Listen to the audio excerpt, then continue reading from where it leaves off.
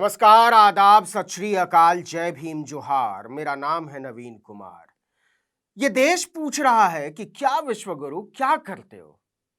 खाली खाते हो, सोते हो और टीवी पर प्रवचन देते हो, या फिर देश की इज्जत के बारे में भी कुछ सोचते हो? और अगर दुनिया के बित्ते बित्ते भर के देश भी आपको रत्ती भर भी भाव नहीं देते, तो ये उनके चेले चेलियों को सोचना है कि इनको विश्व गुरु कहा जाए या मोहल्ला गुरु या गली गुरु। और आपने तो सुना भी होगा कि अपने इलाके में कोई भी शेखियां बघार लेता है, कुछ भी बोल लेता है, कहीं की बात कर लेता है।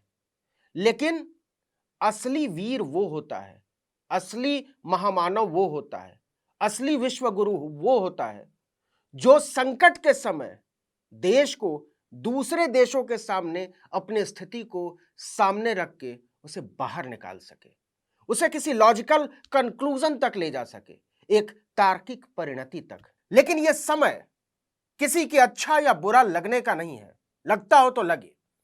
लेकिन वैश्विक राजनीति में नरेंद्र मोदी की जो साख टीवी चैनलों के पालतू पत्रकारों ने बनाई थी, वो कतर में फंसे मादरे हिंद की हिफाजत में जिंदगी दांव पर लगा देने वाले वीर नौसैनिकों की जान पर मंडराते खतरे ने दांव पर लगा दी है। क्योंकि सजाए मौत से बचने के लिए नौसैनिकों के पास केवल 9 दिन बचे हैं। फांसी की सजा के बाद अपील के लिए 15 दिन मिलते हैं, लेकिन इनमें से 6 दिन गुजर गए हैं और जल्द ही 7 गुजर जाएंगे।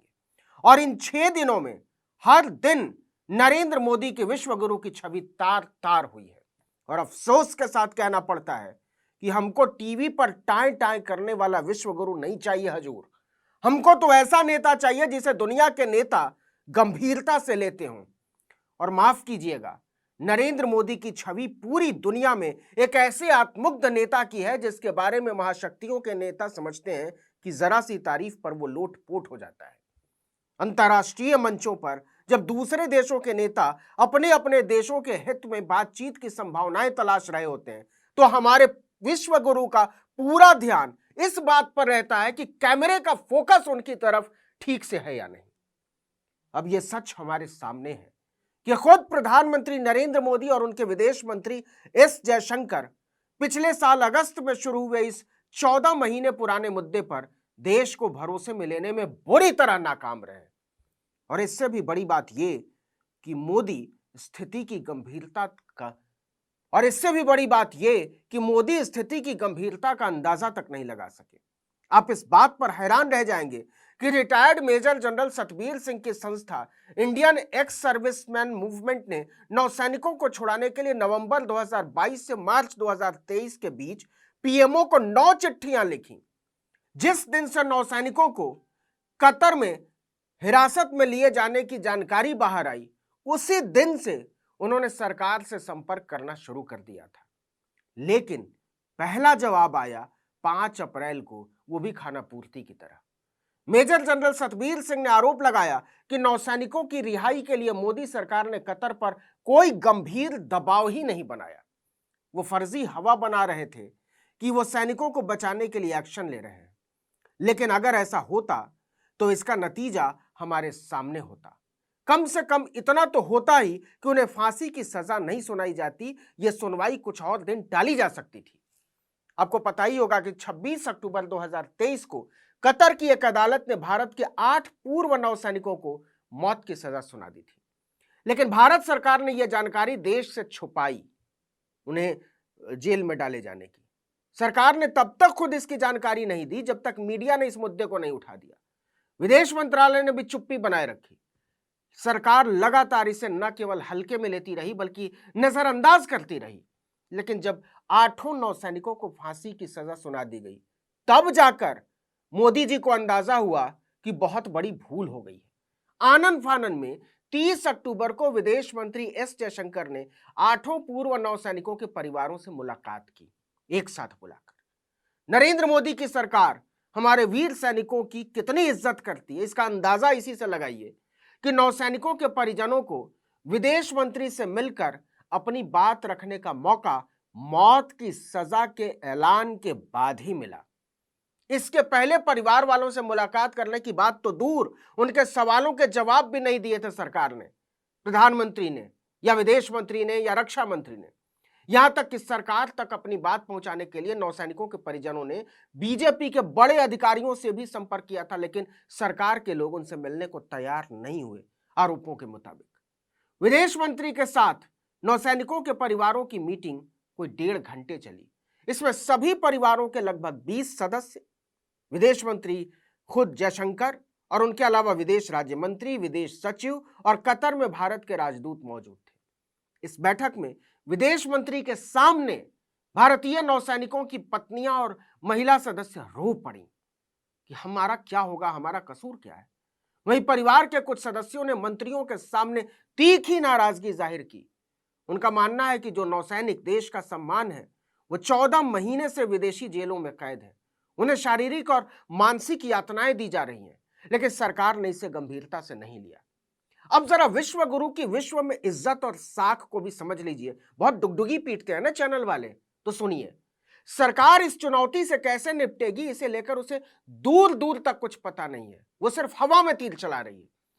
कमाल की बात तो यह है कि अपने पास टीवी चैनलों का एक महान विश्वगुरु मौजूद है और भारत कतर को मनाने के लिए तुर्की की मदद ले रहा है, उनके सामने हाथ जोड़े खड़ा है। क्यों? क्योंकि तुर्की के कतर के शाही परिवार के साथ अच्छे संबंध है। इसलिए सरकार को लगता है कि वो अगर मध्यस्थता करे तो विश्वगुरु की मिट्टी में मिलती हुई साख, इज्जत बच सकती है थोड़ी बहुत। भारत सरकार ने मदद के लिए अमेरिका से भी बात की है। इसकी वजह यह है कि रणनीतिक तौर पर अमेरिका की कतर पर जो पकड़ है वो बहुत ज्यादा मजबूत। यह भी कहा जा रहा है कि अगर विदेश मंत्रालय की सारी कूटनीति नाकाम हो जाती है, तब इसके बाद प्रधानमंत्री नरेंद्र मोदी कतर के राजा तमीम बिन हमद अल थानी के साथ बात करेंगे। तो ऐसा विश्वगुरु देखा है आपने? बताइए कि जो यूक्रेन में युद्ध रुकवा देता हो, अमेरिका के राष्ट्रपति जिससे हाथ मिलाने के लिए तरसते हो, पीछे पीछे भागते हो, वो अपने जाबाज नौसैनिकों को छुड़ाने के लिए कभी तुर्की के आगे गिड़गिड़ा रहा है तो कभी अमेरिका के आगे। मतलब विश्वगुरु की हिम्मत नहीं हो रही है चवन्नी भर के देश कतर के अमीर से सीधे बात करके कहें कि भाई मैं विश्व गुरु हूं, वैक्सीन गुरु हूं, मास्टर स्ट्रोक गुरु हूं, लेकिन तुमने जो स्ट्रोक दिया है वो वापस लो, नहीं तो मैं क्लीन बोल्ड कर दूंगा। भारत सरकार की लाचारी देखिए कि मामले को संभालने के लिए कतर में पूर्व भारतीय राजदूत उसी दीपक मित्तल पर भरोसा किया है जिसने सारा मामला बिगाड़ा, खराब किया। जब 8 पूर्व नौसैनिकों को गिरफ्तार किया गया था, तब यही दीपक मित्तल कतर में तैनात थे। आपको बता दें कि कतर के अमीर चाहें तो 2 मिनट में यह मामला सुलझा सकते हैं। 2 मिनट में। बताते हैं कैसे। क्योंकि कुछ लोग कहते हैं कि मोदी ने इस मामले में दिलचस्पी ली होती तो नौसैनिकों को फांसी ही नहीं होती, लेकिन इसके बाद भी सरकार ने गंभीर कोशिश की तो इसको टाला जा सकता है। सुनिएगा कैसे। अल थानी हर साल ईद और कतर के नेशनल डे के दिन फांसी की सजा पाए लोगों को माफी देते हैं और उनका फैसला अंतिम होता है। ईद तो निकल चुकी है, अब आने वाली ईद बहुत दूर है, लेकिन कतर का राष्ट्रीय दिवस 18 दिसंबर को है, मतलब अगले महीने। भारत सरकार के सामने अब इसके सिवा कोई रास्ता नहीं है कि वह कतर के अमीर के सामने नौसैनिकों को माफी देने की प्रार्थना करे। लेकिन अगर कतर के अमीर के सामने अर्जी लगेगी और जैसे ही अर्जी लगेगी, मोदी की विश्वगुरु की छवि की किरचें उड़ जाएंगी। लेकिन अब जो भी करना है तेजी से करना होगा, क्योंकि वक्त हाथ से निकलता जा रहा है। 7 दिन लगभग निकल चुके हैं और अब केवल 8 दिन बचे हुए हैं हमारे वीर पूर्व नौसैनिकों को सजाए मौत की सजा की तामील। इस वीडियो में इतना ही, लेकिन अगर आपने आर्टिकल 19 इंडिया को अब तक सब्सक्राइब नहीं किया तो फौरन कीजिए, बेल आइकॉन दबाइए, घंटी जैसी आकृति लाइक कीजिए और कमेंट करके बताइए हमारा वीडियो कैसा लगा। यूट्यूब पर देख रहे हैं तो हमारे चैनल को सब्सक्राइब कीजिए, फेसबुक पर देख रहे हैं तो हमारे पेज को लाइक कीजिए और हमारा ट्विटर हैंडल है आर्टिकल 19_इंडिया। मेरा ट्विटर हैंडल है नवीन जर्नलिस्ट, आप मुझे भी फॉलो कर सकते हैं। नमस्कार।